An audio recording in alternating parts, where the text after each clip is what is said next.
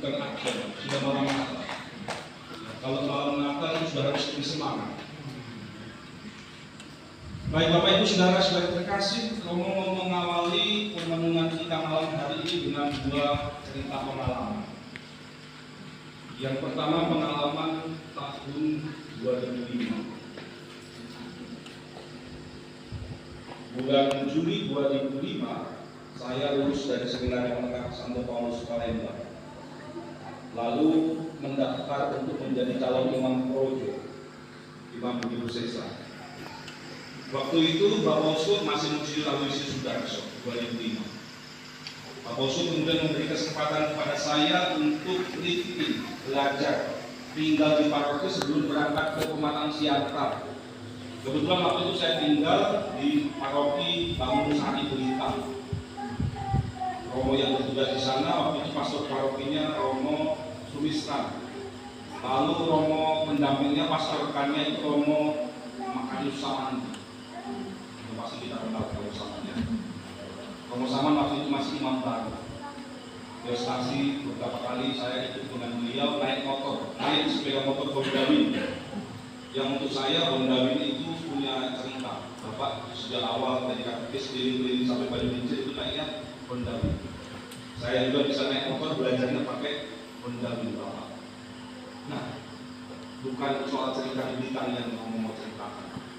Bulan Juli saya berangkat bersama dengan 9 teman yang lain, para calon traktor Projo Palembang, berangkat ke Pematang Siantar, ke Sinaksa. Alamatnya di Jalan Kamboja, di Sinaksa. Nah, kenapa namanya Kamboja? Karena mau sampai ke namanya tahun orientasi rohani, mau sampai ke seminari tahun rohani itu, kami harus melewati satu jalan lorong, dan di situ ada kompleks kuburan. Dan kuburan itu banyak pohon Kamboja, maka namanya lorong Kamboja. Itu di bulan Juli 2005. Kami berkumpul dengan beberapa teman satu angkatan yang datang dari seluruh Sumatera. Kuskupan di Sumatera ada dari Tanjung Karang, ada dari Pangkal Pinang, ada dari Sibolga, ada dari Medan, ada dari Padang, termasuk Palembang. Ada 6 kuskupan di sana. Yang dari Sibolga ada juga beberapa teman dari Teluk Dalam, dari Gunung Sitoli, ya, dari Ilonias. Kami kumpul di sana. Jumlah kami seingat saya 35 orang terakhir calon imam. Mulai mengenal satu sama lain dengan budaya yang khas. Yang Jawa banyak diam-diamnya, tapi yang Batak banyak ledak-ledak suaranya. Macam-macam saling mengenal budaya satu sama lain. Nah, sampailah pada akhirnya pada perayaan malam Natal.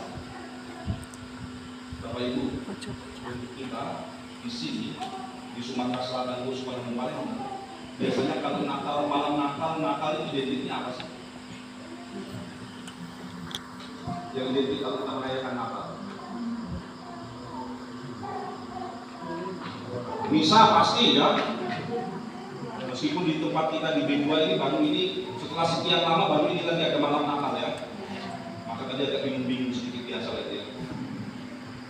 Misa pasti. Biasanya habis misa salam-salaman, kemudian makan bersama. Pulang nanti ke rumah sudah ada kue. Besok habis misa atau habis ibadat pagi besok biasanya tetangga-tetangga kita kanan sudah datang berkunjung.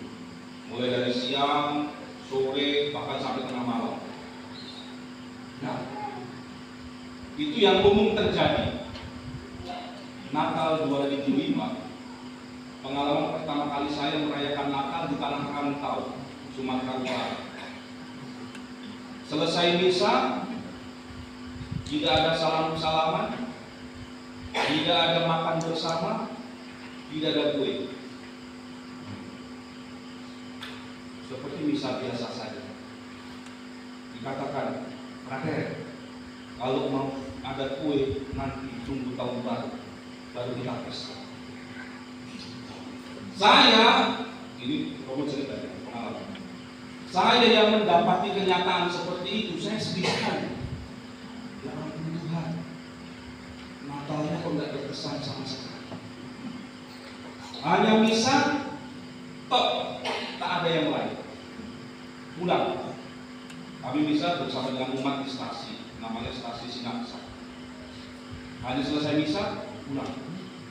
Dengan kalimat terngiang-ngiang di telinga, terakhir, kalau mau kue, nanti tunggu tahun baru. Saya yang belum mengenal budaya waktu itu, sok. Kok seperti ini.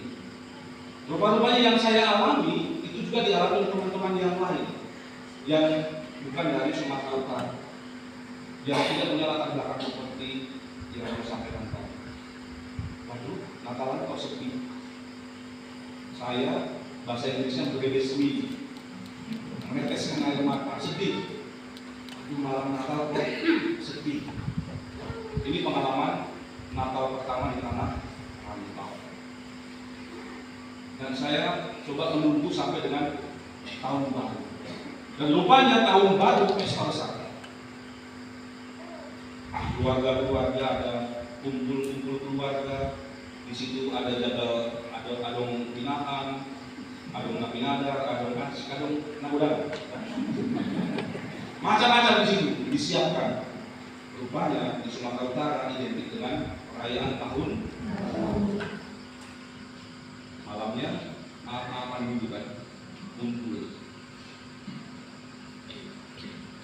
Nah, ini pengalaman Natal pertama di tanah rantau. Pengalaman kedua yang mau kami ceritakan adalah Mei 2018. Waktu itu saya mendapat kesempatan mendampingi kelompok ziarah ke Yerusalem. Mei 2018, satu titik tempat yang kami kunjungi dan menjadi kesempatan pertama kali kami merayakan misa itu di Padang Gembala. Tempat yang disampaikan dalam Injil hari ini, di mana malaikat Tuhan datang memberikan warta kepada para malaikat. Hari ini telah lahir bagimu juru selamat. Itulah yang disebut dengan Gua Padang Gembala. Waktu itu saya memimpin misa bersama dengan jumlah peziarah kelompok kami ada 40-an orang.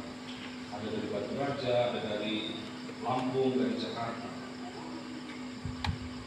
Merayakan misa di tempat yang disebutkan dalam kitab suci. Untuk saya itu menjadi pengalaman yang istimewa, pengalaman yang luar biasa. Kitab suci yang selama ini hanya dibaca, direnungkan. Saat itu, di 2018, seolah-olah menjadi nyata sungguh-sungguh. Apa yang selama ini saya baca, saya renungkan, saya ajarkan kepada umat, saat itu saya sungguh alami. Saya berdiri tepat di mana warta kitab suci itu disampaikan. Saya bisa dibuat dekorasinya, di situ ada bayi Yesus di atas sebuah palungan ditutup kain lampu. Saat itu saya juga menangisnya terharu. Tidak punya bayangan, tidak punya gambaran bahwa suatu ketika saya akan sampai di tempat itu. Gua Padang Gembala itu letaknya tidak jauh dari gereja kelahiran Yesus yang letaknya di Jalan Kaki. Selesai misa di Gua Padang Gembala, kemudian kami menuju ke gereja kelahiran Yesus, Nativity Church. Mau masuk ke dalam gereja Nativity, gereja kelahiran Yesus, itu semua peziarah melewati sebuah pintu. Pintunya kecil, semua yang masuk harus membungkukkan badan. Pintunya kecil, semua harus membuka badan baru bisa masuk. Sampai di sana nanti baru akan bergantian giliran untuk mencium tempat di mana diyakini di palungan, ditandai dengan bintang besar. Nah, Bapak Ibu saudara-saudari terkasih, ini dua pengalaman istimewa yang saya rasakan. Bagaimana pengalaman iman itu menjadi luar biasa ini.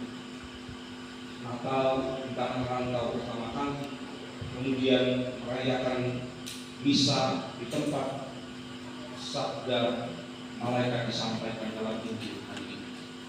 Nah, Bapak Ibu Saudara yang terkasih, dua pengalaman ini sekali lagi menyentuh, memberikan makna tersendiri bagi saya sebagai seorang imam dalam karya pelayanan hingga saat ini. Saudara terkasih, kita masing-masing tentu juga punya cara bagaimana kita memaknai Natal. Natal tentu bukan sekedar baju baru. Natal bukan sekedar sepatu baru. Bukan sekedar gebetan baru. Bukan sekedar pahoku baru. Bukan sekedar lipstick baru. Bukan sekedar apalagi yang baru. Ada yang baru. Bukan sekedar HP baru. Apa? Bukan sekedar kalender baru. Istri baru. Bukan sekedar itu. Tetapi bagaimana Natal itu membawa pembaharuan dalam hidup kita. Bukan hanya sekedar fisik. Yesus datang mengunjungi kita, manusia. Dia datang sebagai manusia yang lemah. Dia datang sebagai manusia yang sama seperti kita, kecuali dalam hal dosa. Bayi Maria, yang kedatangannya diwartakan oleh para nabi, yang kedatangannya disiapkan oleh begitu banyak nabi, yang kedatangannya melibatkan banyak orang. Puncaknya Tuhan melibatkan dan memilih Maria, perempuan desa, dipilih dari sekian banyak perempuan di dunia ini untuk menjadi ibu. Kedatangannya membawa sukacita, membawa kegembiraan. Para majus nanti kita lihat kisahnya. Mereka datang dari jauh dituntun dengan bintang timur sampai ke gua di mana Yesus terdapat. Para gembala, orang-orang sederhana, orang-orang yang punya pengharapan besar, orang-orang yang tekun setia berjaga di padang gembala, menjaga hewan-hewan ternak mereka. Justru kepada mereka, orang-orang yang sederhana ini, warta kelahiran Yesus disampaikan pertama kali oleh malaikat kepada mereka. Mengapa wartanya disampaikan kepada para gembala, bukan kepada para penguasa, kepada para raja? Karena Tuhan mau agar perteladanan hidup para gembala yang hidup sederhana, yang hidup apa adanya, yang tekun berjaga, juga tumbuh berkembang dalam hidup umat manusia. Kita mendengarkan kisah bagaimana kemudian Herodes, ketika para majus datang mengatakan bahwa kami sedang mencari juru selamat, kami melihat bintangnya di timur sana, kami sampai di sini dituntun oleh bintang timur. Apa reaksinya Herodes? Herodes menyuruh tentaranya untuk mencari di mana bayi itu ada. Kenapa? Herodes takut tersaingi secara kekuasaan. Herodes takut kehilangan jabatan. Dan inilah nuansa kepemimpinan Tuhan. Warta keselamatan itu justru disampaikan kepada orang-orang sederhana, orang-orang yang kecil. Itulah para gembala. Mereka dengan sukacita, dengan penuh kegembiraan, segera pergi dari padang gembala tempat mereka berjaga menuju ke gua di Bethlehem, tempat yang telah ditunjukkan oleh malaikat itu. Maka Bapak Ibu Saudara-saudari terkasih, menjumpai bayi Yesus dalam palungan di gua itu, para gembala bersukacita. Para gembala pun bersujud di hadapan Tuhan. Mereka memberikan teladan kecerdasan hati, teladan hidup sederhana, tanpa pamrih. hidup polos apa adanya, bukan ada apa-apa,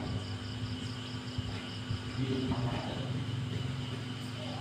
Bapak Uskup mengajak kita semua dalam Natal ini untuk mengadakan perenungan bagaimana kita menghargai teladan para pendahulu kita.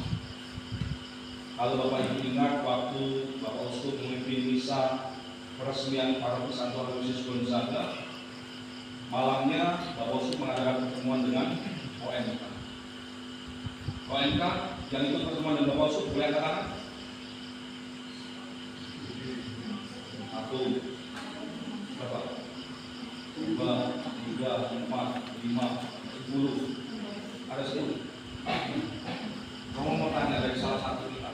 Itu kira-kira poin penting apa yang menjadi keprihatinan bersama ONK dan Bapak Uskup?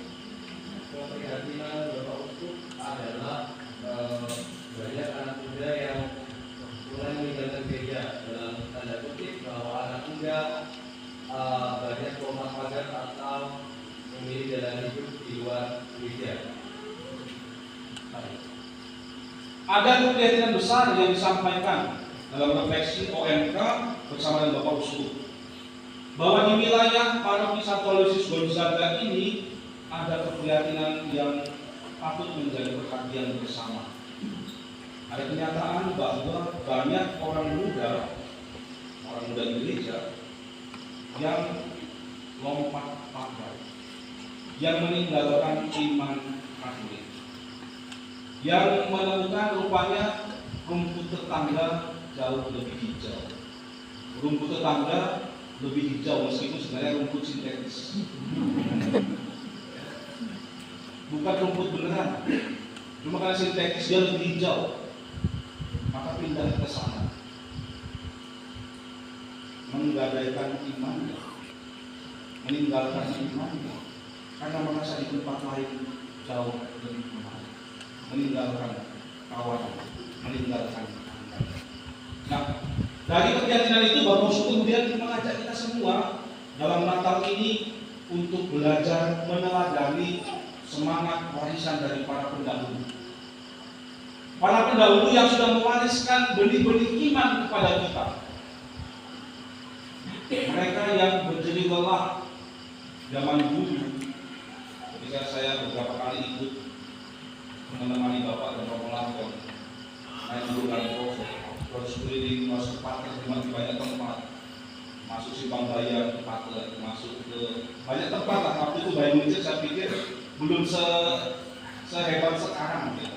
Bapak Ibu pasti punya pengalaman. Kalau adik-adik yang kelahiran tahun 2000-an mungkin sudah agak kehilangan cerita masa-masa sulit itu. Saya ingat waktu beberapa kali menemani itu mobil kandas masuk lumpur. Bapak turun dari mobil kemudian mengambil patok besi, kemudian memukul di depan mobil sana, kemudian narik seling di mobil Romo Lampon itu diikatkan di patok besi, kemudian Romo mulai memutar seling besi, lalu kemudian bisa keluar. Pernah di Bangun Jaya nggak bisa keluar sama sekali, baru situ. Nah ini pengalaman. Bagaimana pada masa-masa itu benih-benih iman itu ditaburkan dengan aneka keprihatinan, aneka kesulitan, tantangan yang ada. Tapi karena kegigihan tokoh-tokoh awal dulu, para pendahulu kita, dan saya yakin tokoh-tokoh awal itu ada juga di antara kita saat ini. Bagaimana benih-benih itu ditaburkan dengan sedemikian rupa hingga akhirnya bertumbuh, berkembang hingga sampai saat ini. Maka muncul generasi-generasi muda yang ada saat ini. Maka kita yang menjadi generasi penerus gereja diingatkan Bapak Uskup untuk mengingat warisan iman yang luar biasa itu, untuk tidak mudah tergoda pada gemerlap dunia, untuk tidak mudah tergoda dengan rumput hijau sintetis itu. Percayalah, tatkala kita berjalan bersama, tatkala kita satu dalam kawanan, dalam kandang yang sama, hidup kita lebih bersama. Jangan bayangkan bahwa tempat lain itu akan karena Maka Bapak Ibu Saudara saya berkasih, Apostol mengajak kita semua sekali lagi untuk mendengarkan didikan ayah.